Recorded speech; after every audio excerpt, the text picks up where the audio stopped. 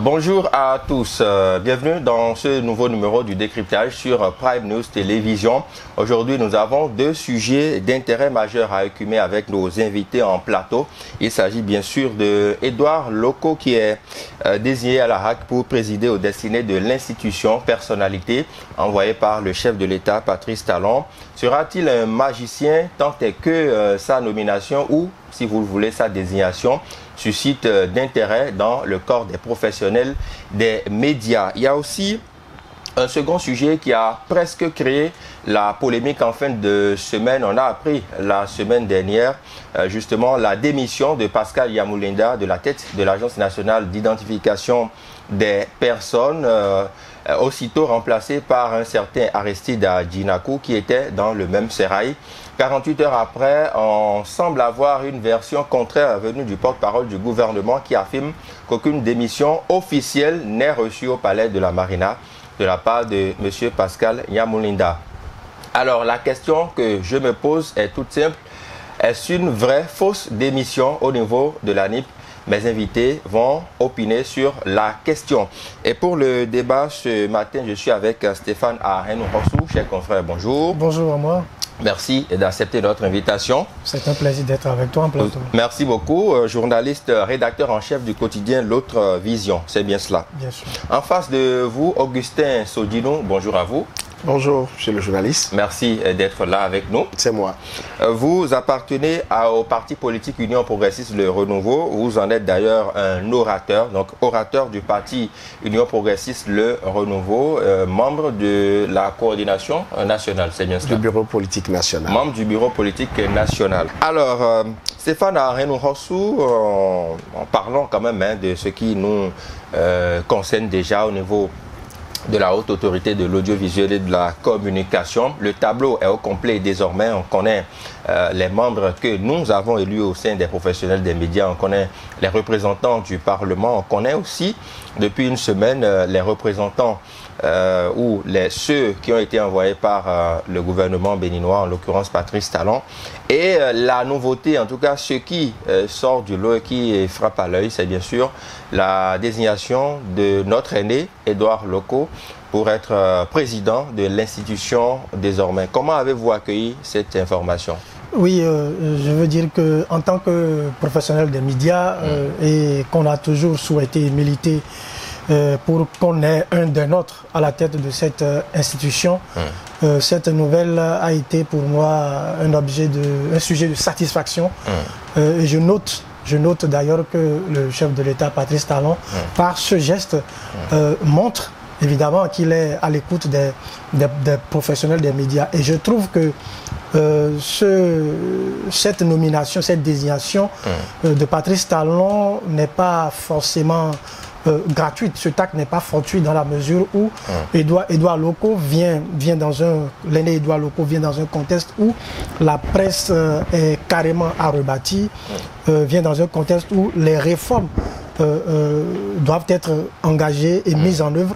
Et donc, je trouve que le chef de l'État a dessein l'a positionné pour qu'il soit à la manette de toutes ces réformes, connaissant, n'est-ce pas, donc, toutes les difficultés auxquelles sont sujettes les professionnels des médias, puisque lui-même il a été professionnel des médias, patron de presse, un certain nombre de choses. Il a une vie associative au sein des professionnels des médias qui est quand même louable. Donc par rapport à ça, il est mis là à dessein pour piloter, selon moi, les réformes qui seront engagées d'ici là. Maintenant, reste à savoir si ce n'est pas d'une certaine manière un cadeau plus ou moins empoisonné, parce que... Pourquoi vous le dites? Oui, je dis que c'est un cadeau empoisonné à mon sens, parce que si jamais Edouard Loko met en œuvre des réformes qui n'arrangent pas la grande majorité des professionnels des médias, il risque d'être hué à la fin.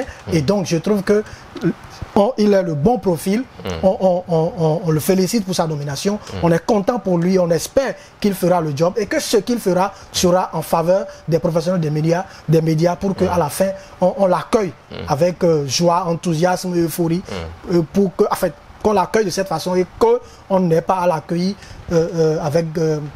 à le huer à la fin de son mandat, je veux dire. D'accord.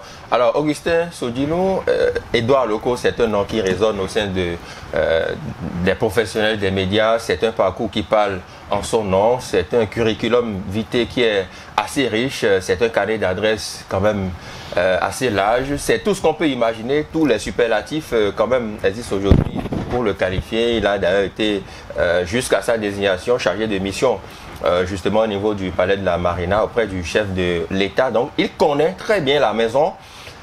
J'ai une question simple pour vous. A-t-il une baguette magique? Loin d'une baguette magique, c'est plutôt se focaliser sur l'homme Edouard Loko, qui permet de nourrir de grands espoirs pour la presse, car l'homme dont il s'agit est pétri d'expérience, a un parcours élogieux, et c'est un monsieur très humble et efficace. Et lorsque, dans le respect de nos tests, comme c'est de coutume depuis l'avènement du président Patrice Talon aux affaires, nous avons respecté les tests, et je pense que normalement, le monde des médias au Bénin devrait décerner ce satisfecit au gouvernement, ayant permis à ce que les choses se passent normalement et jusqu'à la désignation des représentants des différents corps au sein de la presse, la désignation des membres de l'Assemblée nationale et la désignation du côté du gouvernement. Et donc, le président qui a été choisi, quel est son caractère? Quel est son sérieux au travail? Quelle est sa connaissance du monde qu'il est appelé aujourd'hui à protéger? Quelle était sa posture dans le passé? Parce que c'est un homme courageux qui vraiment levait le ton pour dénoncer des choses. Nous l'avons vu à l'action dans ce pays. Alors, loin de cette baguette magique, je crois que c'est le background, le bagage intellectuel, la connaissance de la maison, la connaissance des problèmes de la maison qui permet, ce sont des éléments qui permettent aujourd'hui d'être sûr que demain sera meilleur pour la presse béninoise sous la présidence du président Edouard Loko au niveau de la HAC.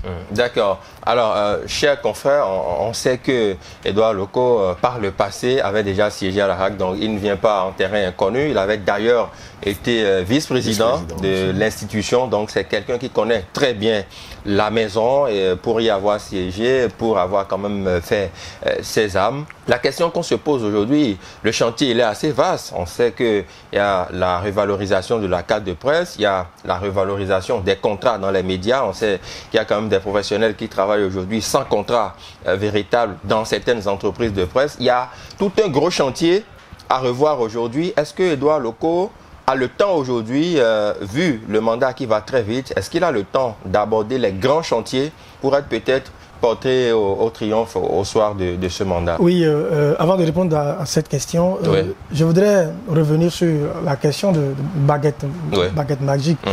Il en a selon vous? Bon, pas baguette magique, mais comme vient de le dire Monsieur Sodino, il a quand même un background, il a une expérience avérée, il maîtrise un peu, et donc fort de tout ça, il peut faire le travail. On dit que sur papier, du point de vue de la connaissance intellectuelle, du point de vue de l'expérience, il a le bon profil. Mais moi, je suis inquiet parce que a priori, il y a deux antécédents. N'oubliez pas que alors qu'il était vice-président de la HAC, il y a un organe de presse privé qui a été fermé. Il n'a pu véritablement rien faire. Ensuite, c'est sous le président Talon que les professionnels des médias ont eu la chance d'avoir des confrères qui ont été très proches du chef de l'État. En l'occurrence, le porte-parole, le porte-parole du gouvernement, Wilfried, et puis Edouard Loko, qui ont été proches. Edouard Loko a été chef de la communication et le porte-parole du gouvernement aussi. Mais paradoxalement, c'est dans ce contexte-là que des contrats ont été résiliés, que les professionnels des médias ont eu des situations qui n'ont pas forcément recueilli une certaine attention. Donc je suis inquiet et je me dis que est-ce que le même schéma ne va pas se reproduire. Espérons cette fois-ci que, bien évidemment, il y a aujourd'hui des réformes. On a entendu dire qu'il y a des réformes qui sont déposées sur la table du chef de l'État. On va espérer que ces réformes-là seront minutieusement mises en œuvre avec tout le sérieux qu'on connaît à l'actuel président de la RAC. Encore que sur la question de ces réformes, c'est des réformes qui sont inconnues. Tu n'es pas ça le savoir. Nous ne savons pas le contenu de ces réformes. Et nous lançons déjà un appel à l'actuel président de la RAC pour dire que dès qu'il sera là, le premier acte fort qu'il va poser, c'est d'ouvrir le débat sur ces réformes pour que nous soyons au courant du contenu de ces réformes, que ça ne nous tombe pas sur la tête et qu'on assiste à des choses qui ne vont pas forcément nous arranger. Pour venir maintenant à ta question, est-ce qu'il pourra le faire? Je pense qu'il peut. Il peut si vraiment il n'y a pas une forte contrainte politique qui pèse sur lui. Parce que nous n'oublions pas que Edouard Loko, le couloir par lequel il est allé à la RAC, c'est un couloir politique. C'est un couloir politique. Il ne va pas se sentir redevable à la corporation, puisque ce n'est pas la corporation qui l'a envoyé. Donc, il est en mission d'une certaine manière, entre griffes, pour le chef de l'État, puisque c'est le chef de l'État qui l'a positionné. Et quand un politique positionne quelqu'un, c'est forcément pour un certain nombre de choses. On connaît les politiques. Donc, est-ce que Edouard Loko, à ce poste-là, sera aussi efficace? Est-ce qu'il n'y aura pas une certaine pression politique qui va l'amener contre sa propre volonté à se détourner de ses confrères? C'est pourquoi je dis que c'est un bon cadeau, mais c'est un cadeau plus ou moins empoisonné. Et tout va dépendre de comment lui-même il va pouvoir gérer ces choses, tout en sachant que à la fin de sa mandature, il reviendra trouver donc ses confrères. Donc, a priori, nous disons qu'il peut faire le job, mais c'est a posteriori qu'on verra si vraiment il a été là pour faciliter la tâche pour les confrères, ou bien s'il a été mis là pour leur compliquer davantage la tâche, parce que ce que vit la presse aujourd'hui, on ne peut pas le décrire. On ne peut pas le décrire. C'est complètement insoutenable et on ne peut pas continuer dans cette lancée. D'accord. Il y a quand même tout un cliché assez négatif qui a été peint tout à l'heure par Stéphane Ahenou-Hossou. Les faits sont là, ils sont têtus. On sait que oui, les journalistes sont très proches du chef de l'État pendant son magistère, mais les choses, voilà, nos conditions ne sont pas si reluisantes que ça. Est-ce que les craintes de Stéphane ne sont pas légitimes aujourd'hui au regard de ce que Edouard Loko est désigné justement? Il ne siège pas à la RAC aujourd'hui en tant que personnalité élue par une corporation, mais il a été envoyé par le chef de l'État. Est-ce que ça ne change pas tout? Faisons un peu attention. Car les événements qui surviennent, nous ne savons pas les tenants et les aboutissants. Nous voyons juste le résultat. Il peut arriver que des contrats soient résiliés. Posons-nous la vraie question. Est-ce que la résiliation du contrat n'est pas conséquence des actes qui ne respectent pas un contrat? Car le président Patrice Talon n'est pas venu au pouvoir découvrir ce qu'il veut faire. C'est celui qui a dit des choses et qui est venu au pouvoir et est en train de mettre ces choses-là en marche. C'est pour ça que je demandais à ce qu'on fasse attention. Lorsque on pense qu'il y a des raisons d'avoir des doutes, d'avoir des craintes, moi je voudrais dire qu'il y a plutôt des raisons d'espérer. Car l'homme qu'il faut à la place qu'il faut. Oui, mais nous sommes des médias. Aujourd'hui, on a vécu beaucoup de choses et c'est normal quand même d'émettre des craintes. Commençons par le commencement. L'homme qu'il faut à la place qu'il faut. Car les hommes des médias ont toujours souhaité avoir un des leurs à la présidence de la RAC. Aujourd'hui, c'est chose faite. c'est à l'actif du président Patrice Talon. D'accord. Quand on a fini de dire ça, preuve qu'il est à l'écoute, oui. Il est à l'écoute des hommes, des médias. D'accord. Quand on a fini de dire ça, lorsqu'on crée, maintenant, oui. C'est peut-être une manière inavouée de demander déjà au nouveau président que, parce qu'il est là pour protéger ce corps de métier, lorsqu'il y a des fautes qu'on ne va pas sanctionner. S'il y a des fautes, on va sanctionner. Mais la HAC n'est pas là pour rendre la vie difficile pour les hommes de médias. C'est pour faciliter les choses, c'est pour protéger ce corps, quelle que soit la fonction qu'on assume, le caractère de l'homme. Et c'est d'ailleurs pourquoi moi, dans ma première prise de parole, j'avais beaucoup plus insisté sur l'homme. L'homme dont il s'agit. Quel est son caractère? Et lorsqu'on va évoquer une situation qui est survenue au moment où cet homme occupait le poste de vice-président et qui permet aujourd'hui de nourrir une certaine crainte, je voudrais dire, aujourd'hui, Edouard Loko est le président de la HAC. Il connaît la maison. Et les pouvoirs qu'il avait en tant que vice-président, et d'ailleurs, il y a des procédures dans les délibérés des instances. Lorsque la HAC veut délibérer, ce n'est pas un seul membre qui décide de tout. Le vice-président, c'était pas rien non plus. Vice-président n'était pas rien non plus, mais ce n'est pas le président. Aujourd'hui, vous avez un président qui connaît les difficultés, qui est du métier, qui est du domaine. Rassurez-vous, tous les problèmes seront résolus.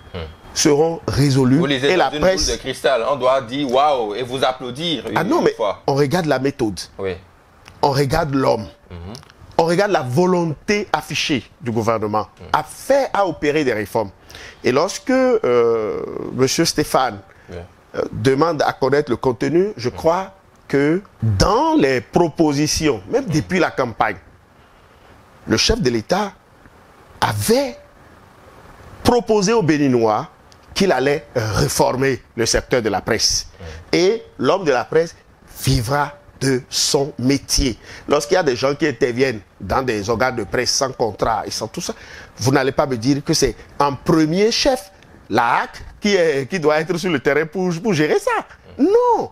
Mais rassurez-vous, des expériences précédentes, du passé, les choses iront nécessairement de mieux en mieux dans notre pays et aussi pour les hommes des médias. D'accord. Rassurez-vous. Monsieur Soudino, vous savez que la carte de presse, aujourd'hui, pour nous, ça ne nous sert pratiquement à rien. Je ne sais pas si vous le savez, mais à comparer à d'autres confrères de la sous-région, quand vous êtes professionnel des médias au Bénin, vous avez votre carte de presse, franchement, vous n'en jouissez pas. Le processus déjà pour se faire établir la carte ou pour se la faire renouveler est carrément compliqué, si ce n'est pas ces derniers temps qu'on semble peut-être faciliter les choses. Et c'est mieux à l'approche des élections professionnelles au sein de notre corporation qu'on se débrouille pour pouvoir se faire renouveler la carte. Ça aussi, c'est une autre paire de manches. Mais je voudrais vous rappeler aussi que sous Edouard Loko à la présidence, il y a eu cette affaire de normocommunication. Je ne sais pas si vous vous en souvenez, où on n'avait pratiquement pas accès à l'information. C'était difficile aux professionnels des médias de savoir ce qui se passait. Et donc, les craintes de Stéphane, une fois encore, pour les avoir vécues, parce que nous y sommes toujours, ne sont-elles pas quelque part fondées, quitte à Edouard Loko maintenant de démentir étant à l'œuvre? Je suis en train de vous dire que celui que le chef de l'État, Edouard Loko, est parmi ceux que le gouvernement a envoyés. Tout à fait. Et qui devient le président de la HAC, c'est parce qu'il est à même de donner satisfaction à toutes ses craintes et ses doutes. Je ne voudrais pas qu'à l'entame que nous restons toujours dans du doute ou nourrir ses craintes pour ne pas avoir l'esprit d'ouverture. Et je voudrais profiter de cette occasion pour dire, puisque j'ai entendu Stéphane le dire, Edouard Loko n'est pas en mission pour le chef de l'État à la HAC. Il est allé, non, il a été certes désigné parce que ce sont nos tests. Nos tests ont prévu cela. Et nos tests ont été respectés. Il est un fils béninois qui a été désigné pour présider à la HAC. Il est en mission il est en mission pour la République. Il est en mission pour protéger la HAC. Il est pour protéger les hommes des médias. pour organiser, pour faire les réformes au niveau de ce corps de métier qui a besoin d'aller de l'avant. Lorsque vous évoquez la question de la carte de presse, c'est des tests qui régissent l'élaboration et l'obtention de ces cartes. Lorsque vous dénoncez, par exemple, le fait que la carte de presse aujourd'hui ne vous sert plus à grande chose, ça, je pense que c'est des protocoles, c'est beaucoup plus au niveau protocolaire que vous pouvez peut-être estimer que il y a peut-être un peu la non-considération pas un peu, votre carte, mais rassurez-vous que tout ce que nous avons à faire, les chantiers sur lesquels on attend l'exécutif sont nombreux. Et l'exécutif avance et je peux vous assurer que maintenant l'heure de la presse a sonné. L'heure de la presse a sonné pour que vraiment vos préoccupations soient prises en compte et que les jours qui viennent, les semaines qui viennent, les mois qui viennent, que vous puissiez maintenant vraiment souffler un ouf de soulagement pour dire vraiment merci beaucoup, Monsieur le Président de la République, merci le Président de la HAC, merci pour tout ce qui s'est fait. D'accord. L'heure de la presse a, semble-t-il, sonné, selon Monsieur Sodinou. Stéphane, on sait quand même que il y a 5 ans, quand même, les professionnels des médias, on avait tant espéré avoir un professionnel des médias à la tête de l'institution. Voilà, on a eu la désignation de Monsieur Rémi Prosper Moretti. On aura peut-être le temps de revenir sur son bilan après. Aujourd'hui, M. Sodinou, il n'est pas professionnel des médias, mais il a tout espoir. Il pense qu'on va trop vite en besogne. Oui, bon, est-ce qu'on va en besogne? C'est-à-dire que, comme tu l'as évoqué tout à l'heure, nos craintes sont légitimes. Et on a peur. On a peur et cette peur se justifie dans la mesure où nous ne savons pas le contenu de ces réformes. Et ça, c'est vraiment important. C'est vraiment important. Nous étions tous là quand un matin, on nous dit que bon, un rapport aurait été déposé sur la table du chef de l'État par rapport à ces réformes, sans que et c'est là que je trouve que la mandature finissante a péché. Parce qu'on ne peut pas faire le bonheur des gens à leur place. Il devait y avoir des assises pour que nous ayons une idée du contenu. Parce que les problèmes qui sont les nôtres sont suffisamment graves. Tout à l'heure, là, tu as évoqué la question de la carte de presse. Normalement, un journaliste qui est détenteur de la carte de presse doit, par exemple, bénéficier d'une prise en charge. Tout à fait. Or, les journalistes meurent tous les jours, faute de moyens. Vous n'avez pas idée qu'un journaliste n'ait pas les ressources nécessaires pour prendre du paracétamol pour régler ses problèmes de céphalée. Nous avons aujourd'hui sous la main un confrère qui souffre énormément parce qu'il doit subir des trucs de dialyse toutes les semaines. Il n'y a pas les moyens. Il n'a pas une prise en charge. Or, il est professionnel des médias. Mais monsieur, le confrère à moi qui est tout le temps sous les trucs de lumière, qui n'a pas la possibilité d'aller faire la consultation en ophtalmologie avec une prise en charge, c'est suffisamment grave. Et donc, on doit savoir si dans ces réformes-là, on prise en compte ces préoccupations. Il ne faudrait pas que les gens s'asseyent pour faire des choses dont on ignore le contenu. C'est pour cela que moi j'estime que fondamentalement on doit avoir quel est le modèle quand on parle aujourd'hui d'entreprise de presse, quel est le modèle qu'on nous propose. Il ne faudrait pas que ce soit un modèle qui économiquement épuise encore les entreprises de presse. Ça aussi c'est des sujets sur lesquels la question de la convention collective qui a été prise depuis, mais qui est totalement déphasé, désuète aujourd'hui, mais que des organes de presse ne sont pas en mesure d'appliquer encore. C'est pourquoi moi je trouve que ce qui a été fait au Parlement la dernière fois, que les députés m'en excusent, je trouve que le débat était intéressant, mais je trouve que le problème aujourd'hui, ce n'est pas les débats. Il faut aller, parce qu'il suffit de prendre des tests pour que cette situation-là soit réglée. Donc je trouve que le problème est fondamental et Edouard Loko, qui a été mis là, qui est notre aîné, qui connaît tout le système, qui sait ce qui se passe. On n'a plus affaire à soi Edouard Loko pour lui donner un coup. Il connaît. Donc moi je l'invite à prendre les taureaux par les cornes, à prendre les décisions qu'il faut pour que cette décision-là ne soit pas en défaveur de ses confrères. Parce que quand il va finir, il nous reviendra. Et c'est pourquoi il dit qu'il fasse bien attention à ce cadeau qu'on lui a donné, de manière à ce qu'à la fin, on puisse l'applaudir. Qu'on ne soit pas obligé à le huer parce que c'est un aîné que nous respectons beaucoup pour son parcours. Merci beaucoup. Oui, il nous reviendra. Bon, c'est vrai que Il a quand même un certain âge, même s'il finit à la tête de la RAC. Bien évidemment. Voilà, ce n'est pas évident qu'il soit beaucoup plus actif, on ne sait jamais, mais comme on le dit dans notre jargon, journaliste un jour, journaliste toujours. Alors, parlons maintenant du deuxième sujet. Allons au niveau de l'Agence nationale d'identification des personnes ANIP. On nous a annoncé la démission de Pascal Nyamulenda la semaine écoulée, laquelle démission devrait normalement être actée en Conseil des ministres du mercredi dernier. On a eu même le nom de son successeur, c'était M. Aristide Djinakou. Patatras, 48 heures après, le porte-parole du gouvernement nous dit qu'il n'y a pas eu de démission officielle déposée auprès du président de la République et que lui, il n'en a pas connaissance. Monsieur Sodinou, comment est-ce qu'on peut qualifier une telle situation? Oh ben, c'est rien de jamais vu. On a toujours... surtout aujourd'hui où via les réseaux sociaux, il y a des informations de toute nature qui circulent. Nous devons savoir séparer les bons grains de l'ivraie et savoir que la version officielle, c'est ça qui nous tient.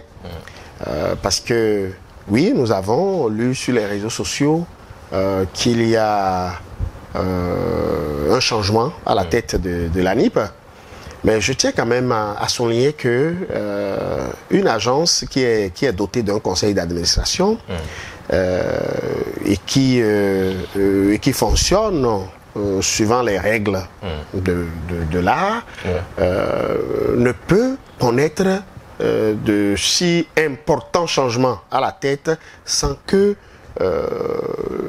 les décideurs, jusque quand même au niveau du gouvernement, ne soient impliqués.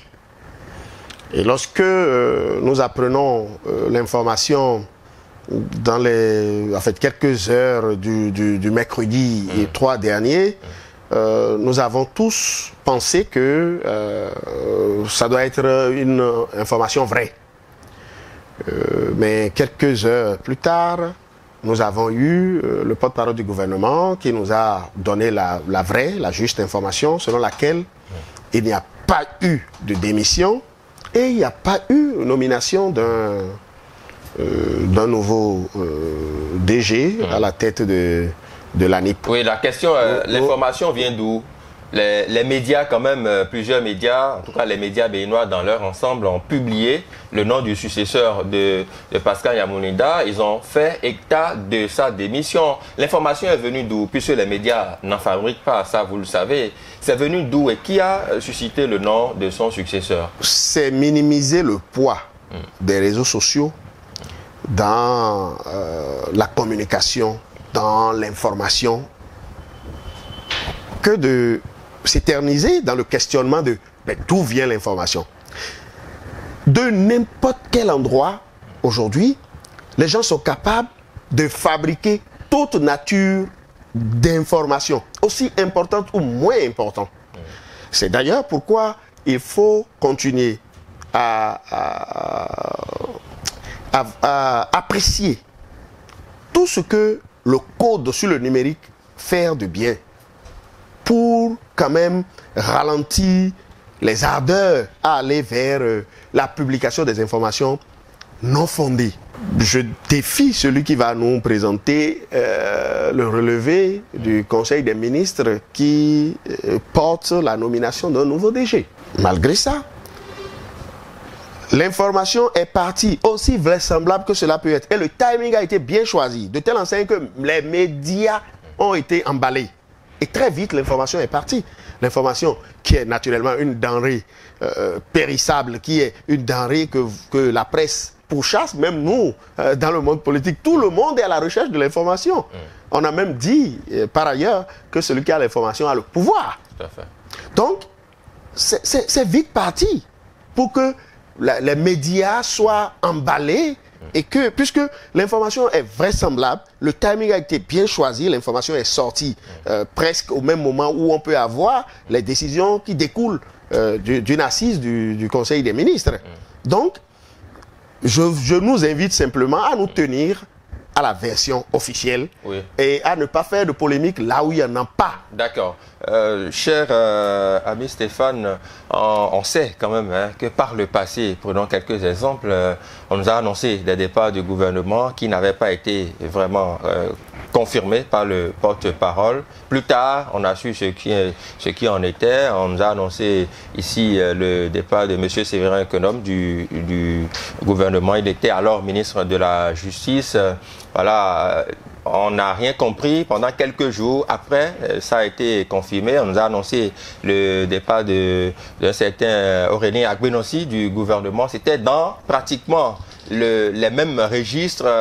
Il n'y a pas eu de confirmation officielle. Après, oui, on nous confirme qu'ils ne font plus partie du gouvernement. Si bien que, au sein même des médias, il y a eu une confusion au niveau des appellations. Est-ce que c'est limogeage? Est-ce que c'est démission? Est-ce que c'est départ volontaire? On a cherché tous les adjectifs pour qualifier les différents départs du gouvernement.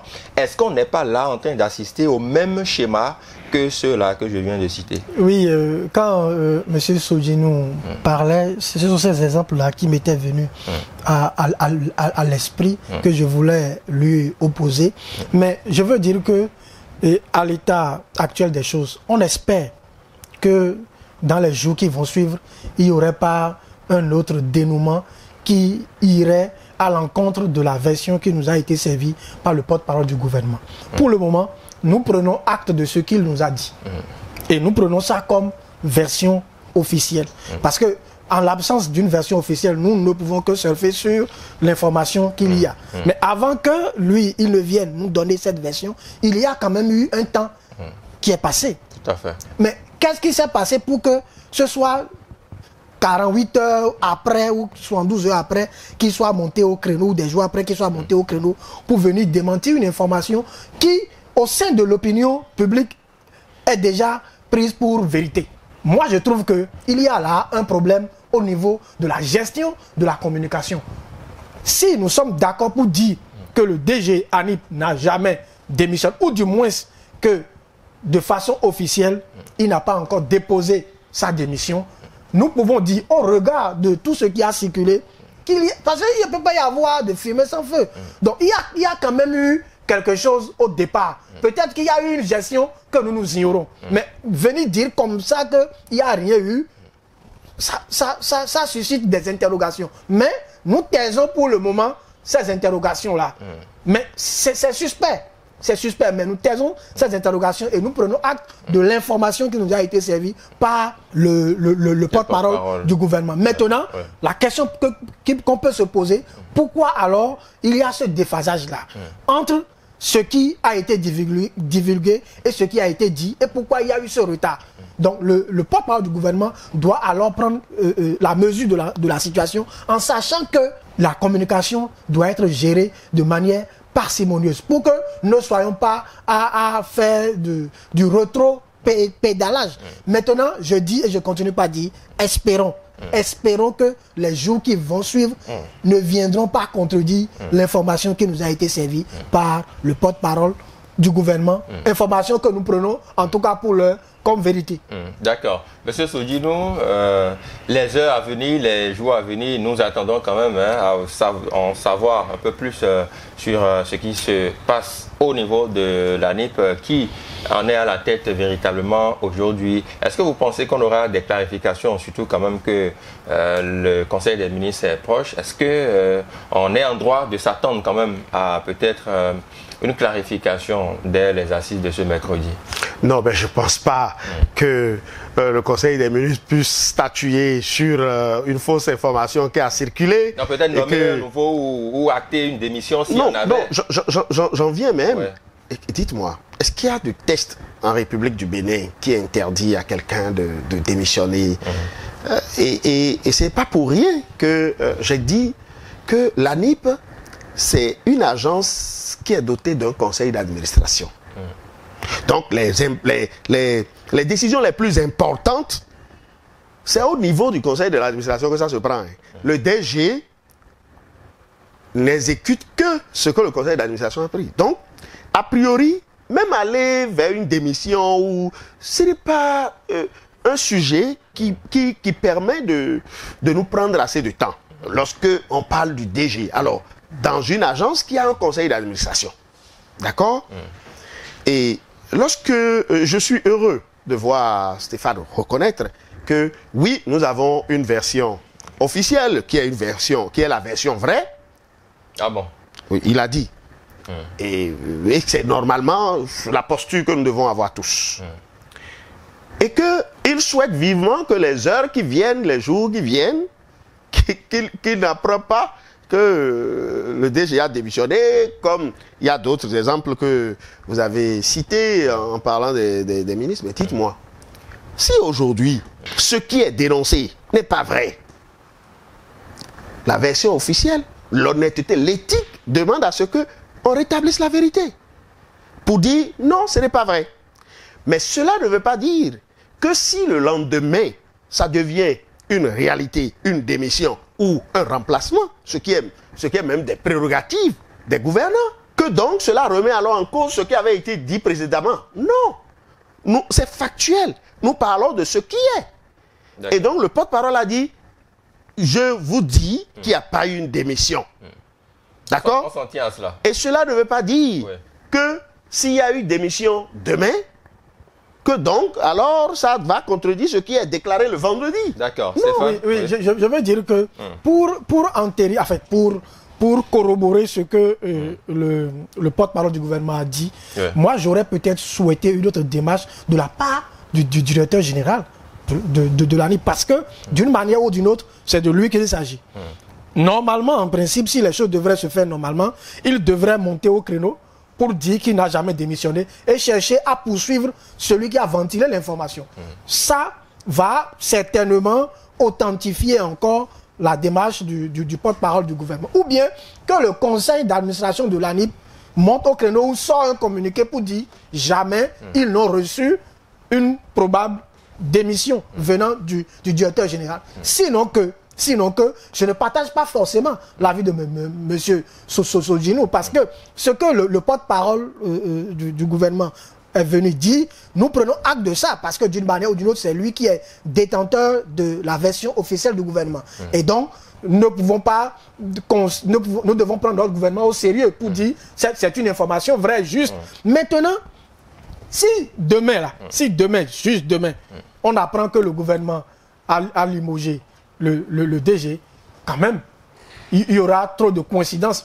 Ça pourrait prêter à confusion et confirmer qu'effectivement, il avait démissionné, qu'il y a eu gestion, etc. Moi, je trouve que si demain, on le démettait de ses fonctions, ça peut entretenir encore un autre flou. Ou bien s'il venait demain pour dire qu'il a vraiment démissionné, ça peut entretenir encore un autre flou. Vivement que cette version qui a été annoncée là reste comme ça et que les choses continuent. Maintenant, celui qui a donné le nom de Adjinakou là, on doit le chercher lui. C'est vraiment important, on doit le chercher lui. Pour qu'on ne soit pas là à dire, bon, telle personne a remplacé alors qu'il n'y a aucun relevé de conseil des ministres. D'accord. Merci à vous. Mais je tiens quand même à dire, vous savez, quand un fou arrache ton habit et commence à filer, si tu es sage, tu n'as pas filé le suivre. Car en courant et en le suivant, on va t'appeler toi aussi fou. Je crois qu'il y a eu beaucoup de voix qui se sont levées dans la République pour dénoncer le directeur général, puisque on pense que, bon, parce qu'il n'est pas béninois, il ne peut pas servir. Et que c'est encore dans le rang de ces voix-là que nous voyons aujourd'hui, qu'on dit, jamais il n'a pas démissionné, oui, il a démissionné. S'il vous plaît, moi je pense que, au lieu de demander à ce que le DG ou le conseil d'administration monte au créneau pour vouloir aller dans le même système que ce que les gens veulent, qu'il s'attelle à la mission, au bon accomplissement de la mission que la République lui a confiée. D'accord. La version officielle est claire, il n'y a pas eu de démission, donc le DG travaille, le conseil d'administration travaille, qu'il continue de faire correctement la mission que la République lui a confiée. Merci à vous. Ce sera votre mot de la fin, Monsieur Augustin Sogino, orateur du parti Union progressiste de Le Renouveau, UP Le Renouveau. Merci à vous, Stéphane Ahenou-Hossou, journaliste et rédacteur en chef du quotidien L'Autre Vision. Mesdames et messieurs, c'est ici que se referme ce numéro du décryptage. Rendez-vous demain avec un autre numéro, avec d'autres invités en plateau pour d'autres sujets assez intéressants. Au revoir.